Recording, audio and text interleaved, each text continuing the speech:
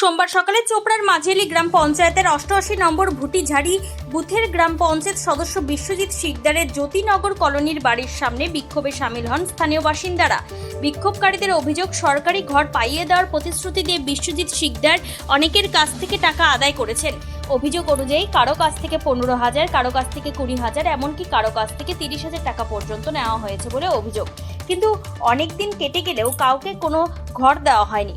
তাই স্থানীয়রা তাদের টাকা ফেরতের দাবিতে সরব হন। বিক্ষোভকারী বাবলু দেবনাথ, শ্যামল পাল, মানিক কর্মকার ও দুঃখুরানী বাড়ুই জানান, শুধু আবাস যোজনার ঘরের টাকা নয়, তার সঙ্গে বিজেপি করার অভিযোগে বেশ কয়েকজনের কাছ থেকে জরিমানা স্বরূপ মোটা টাকা নিয়েছেন পঞ্চায়েত সদস্য বিশ্বজিৎ শিকদার। তাদের বক্তব্য, দ্রুত তাদের টাকা ফেরত না দেওয়া হলে আগামী দিনে আরও বৃহত্তর আন্দোলনে নামবেন তারা। পাশাপাশি বিষয়টি নিয়ে প্রশাসনের দ্বারস্থ হবেন। এই বিষয়ে পঞ্চায়েত সদস্যের দাদা বিনয় শিকদার জানান, বিষয়টি তিনি কিছুই জানেন না। এই বিষয়ে তিনি তার ভাইয়ের সঙ্গে আলোচনা করে দেখবেন। আন্দোলনকারী বাবলু দেবনাথ, শ্যামল পাল ও দুঃখুরানী বাড়ুই কি জানাচ্ছেন শোনাবো। আমাদের ঘরের টাকার জন্য এসেছি।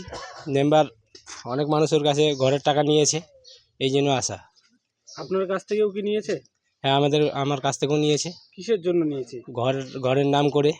কত নিয়েছে? 30,000। তো ঘর পেয়েছেন কি? না। তো ঘরও পেলেন না, টাকা দিয়েছেন, তারপর কি ইনার সাথে যোগাযোগ করেছেন? যোগাযোগ করতে অনেকবার এসেছি। এর আগে আমাদের মহিলারা এসেছিল 2-3 বার। তো ওই কোনো একটা বুঝ দিয়ে ওদেরকে পাঠিয়ে দেয়, তারপরে আর কোনো খোঁজ খবর নেই। এখন কি চাচ্ছেন আপনি? এখন চাচ্ছি আমাদের যে টাকা পয়সা নিয়েছে সবার, সেই টাকাটা ফেরত দেব। আপনি পেশায় কি করেন? আমি বাগানের কর্মী। এই যে বাগানে একজন কাজ করেন, তারপরে 30,000 টাকা দিয়েছেন, এত টাকা দিয়েছেন ঘরের আশায়, এখন তো সেই টাকাও চলে গেছে। তো এখন কি চাচ্ছেন? টাকাটা ফেরত চাচ্ছেন? টাকা ফেরত চাচ্ছি। টাকা ফেরত না দিলে কি করবেন? টাকা ফেরত না দিলে আমরা থানায় অভিযোগ করব। উনি তৃণমূলের একজন সদস্য, মেম্বার সদস্য, পঞ্চায়েত সদস্য। তো এই অনেক লোক এখানে জমায়েত হয়ে আন্দোলন করছে, কি দাবিটা কি আপনাদের? দাবিটা আমাদেরকে প্রলোভন দেখানো হয়েছে আগে যে 15,000 করে টাকা দিলে তোমরা পঞ্চায়েত থেকে তোমাদের 1 মাসের মধ্যে আমরা ঘর করে দেবো। ও, ঘর দেওয়ার নাম করে আমাদের কাছ থেকে 15,000, 14,000 এরকম করে টাকা নিয়েছে, প্রায় 25 জনের মতো। কবে নিয়েছে টাকা? এটা 2024-এ টাকা নেওয়া, আজকে বিগত 1.5 বছরের মতো হতে চলেছে। তো ঘর কি পেয়েছেন? না, কোনো ঘর পাই নাই এবং আমাদের কোনো টাকা পয়সা ফেরত দেওয়ার কোনো গল্প নেই। ইতিমধ্যে তো 2025-এ তো আবাস যোজনা ঘর তো অনেকে পেয়েছে। না, আমরা পাইনি। তো আপনারা ঘর পাননি, তারপর কি মেম্বারের সঙ্গে যোগাযোগ করছিলেন? মেম্বারের সঙ্গে অনেক যোগাযোগ করা হয়েছে। মেম্বার শুধু ধামা চাপা দিয়ে রাখছে যে ঠিক আছে, দেওয়া হবে, আপনারা একটু ধৈর্য ধরেন, এই পর্যন্তই। তো এখন কি দাবি আপনাদের? এখন আমাদের দাবি সম্পূর্ণরূপে টাকাগুলো ফেরত চাই আমরা। কতজনের টাকা নিয়েছে এরকম? এই যে 25 জনের মতো বললাম, হ্যাঁ, তো এটা তো নিয়েছেই। এবং গত ইলেকশনে বিজেপি করার অপরাধে কিছু ছেলেদের কাছ থেকে টাকা দাঁড়ো নেওয়া হয়েছে। কেন তোমরা বিজেপিতে ভোট দিয়েছো? ফাইন নিয়েছে। উনি কি বাড়িতে রয়েছেন? উনি এখন বাড়িতেই রয়েছেন, কিন্তু আমাদের সঙ্গে দেখা দিচ্ছে না। আমি ঘরের জন্য টাকা দিছি 15,000, বাড়িতে এসেছিলাম, বল টাকা তো একদিন ঘুরাই দিব, কিন্তু দেরি হবে, বল কি ছাড়া পাবে। ঘর কি দিছে? না, দেয়নি। মানে ঘর দেওয়ার নাম করে নিছে? হ্যাঁ, 15,000 বললেন? 15,000। ঘর পেয়েছেন? না, পাইনি। এখন কি চাচ্ছেন?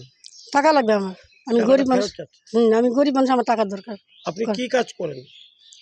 কাজ করি না বর্তমানে এখন।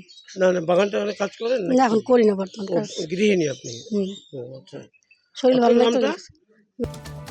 এই ব্যাপারে বিজেপি চোপড়ার 2 নম্বর মণ্ডল সভাপতি নিত্যপাল জানান, বিষয়টি নিয়ে তিনিও অবগত নন। তবে কেউ যদি সরকারি সুবিধা পাইয়ে দেওয়ার জন্য কাটমানি নিয়ে থাকে, সেটা অপরাধ। যাদের কাছ থেকে কাটমানি নিয়েছি তারা টাকা আদায়ের দাবিতে বিক্ষোভ দেখাতে পারেন, সেটা তাদের অধিকার। কিন্তু আইন নিজের হাতে তুলে নেওয়া যায় না। তারা প্রশাসনের দ্বারস্থ হতে পারেন, প্রশাসন তার ব্যবস্থা নেবে।